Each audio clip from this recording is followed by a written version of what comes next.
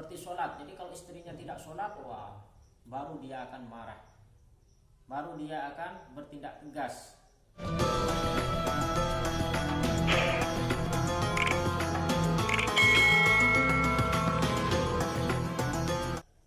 Bismillahirrahmanirrahim. Assalamualaikum warahmatullahi wabarakatuh.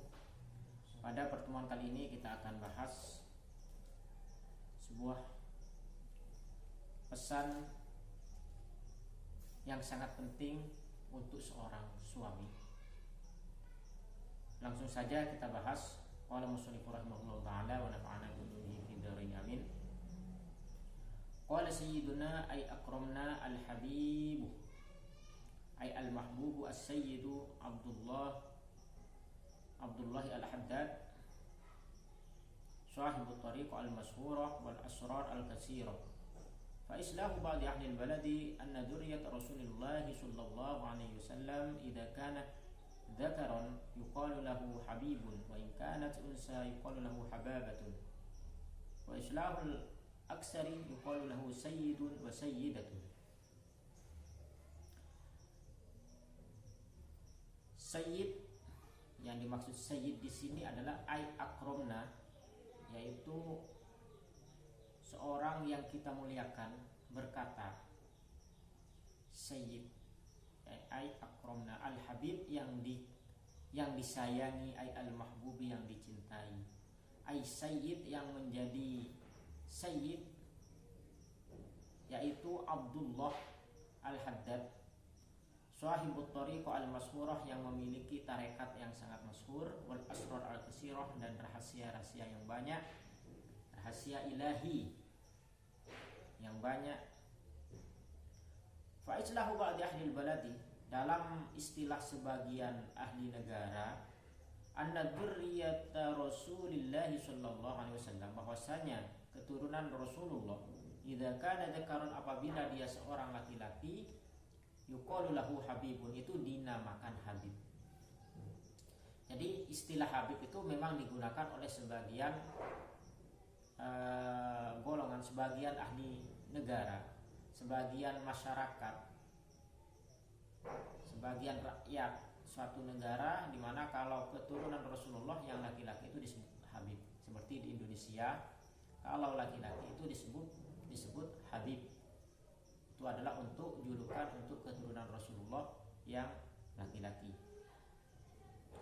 Wa in kanat unsa yuqalu laha hababah. Kalau keturunannya itu adalah perempuan, itu biasanya dipanggil hababah. Artinya sama, seorang kekasih, dikasih. Jadi kalau laki-laki habib, kalau perempuan hababah. Wa islahu al-aksar, wa islahul aksari. Sedangkan istilah yang banyak digunakan, yuqalu lahu sayyidun wa sayyidah. Sedangkan istilah yang lebih umum dipakai, kalau seorang laki-laki disebut sayyid, kalau seorang perempuan itu dipanggil sayyidah.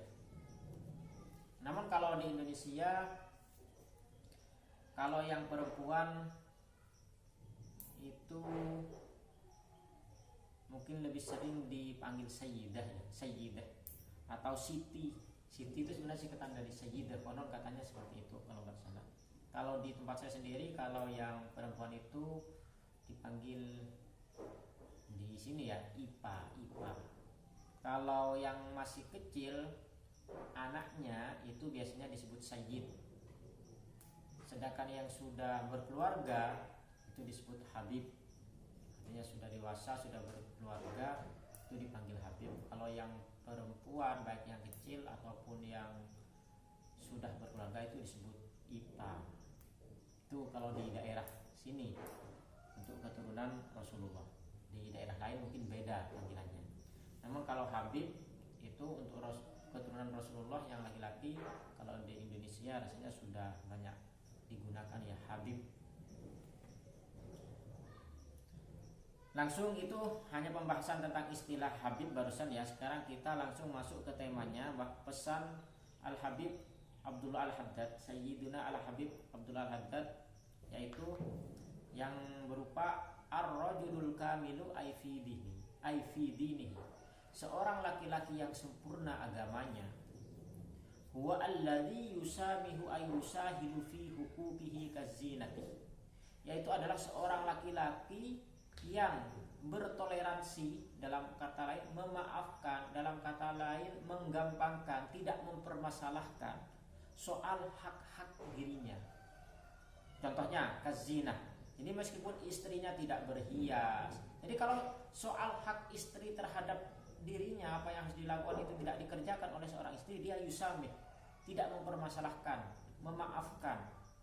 Namun wala yusamihu fi huquqillah, namun kalau sudah urusan hak-hak Allah, maka dia sangat tegas, tidak ada kata toleransi.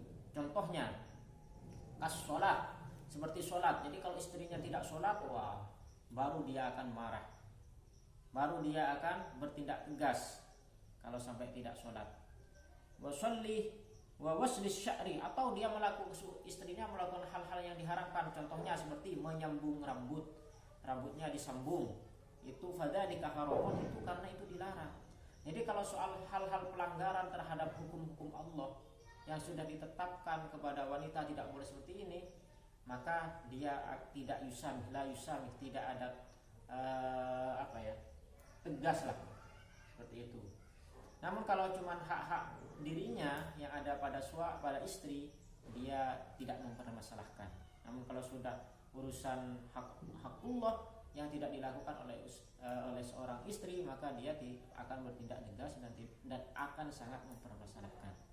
Contoh seperti sholat, menyambung rambut, atau mungkin buka aurat. Jadi kalau istrinya sudah membuka aurat, dia tidak rela, bahkan langsung ditegur. Namun kalau soal misalkan istrinya ketika ternyata tidak berhias, atau mungkin belum mandi, nah seperti itu ya, meski baunya agak kecut-kecut, tidak dipermasalahkan.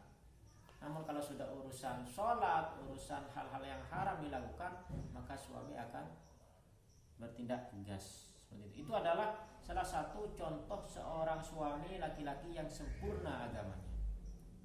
Dan sebaliknya, warrajulun an-naqisu, sedangkan orang laki-laki yang kurang, artinya dalam agamanya dia kurang, adalah seorang suami yang kurang dalam agamanya, adalah wa huwa alladzi yakunu ala aksi, yaitu seorang laki-laki yang berperilaku sebaliknya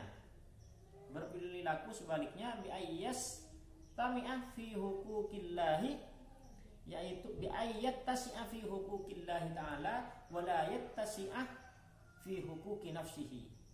Jadi sebaliknya, kalau urusan agama enggak sholat, subuh enggak dibangunin, biarpun enggak sholat enggak pernah ditegur, enggak puasa atau bahkan buka aurat, umbar kecantikan auratnya di luar, tidak dipermasalahkan. Tidak memakai hijab tidak dipermasalahkan. Namun kalau dia sudah diajak tidur kok baunya enggak enak, belum mandi, belum berhias, dia marah-marah pada istrinya. Seperti itu.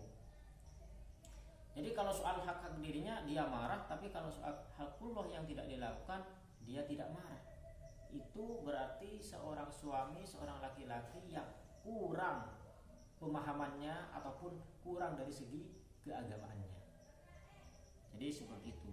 Nah, yang bisa kita ambil hikmah dari pesan ini, bahwa kita nanti kalau sudah jadi suami atau yang sudah jadi suami sekarang itu, mari tetap kita menjaga hak-hakullah agar betul-betul dikerjakan oleh istri, anak, dan keluarganya. Karena bagaimanapun juga seorang suami kelak itu akan ditanyakan, akan diurus tentang dosa-dosa istrinya yang berkaitan terutama dengan hakullah yang tidak dikerjakan.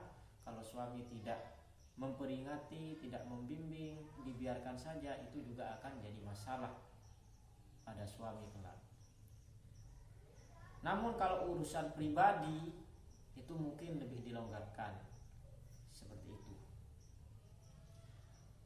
Mungkin sekian aja untuk pembahasan kali ini, mudah-mudahan bermanfaat. Bila ada yang benar, fahuwa minallah. Kalau ada yang salah, fahuwa min nafsi, wallahu a'lam bishawab. Wassalamualaikum warahmatullahi wabarakatuh.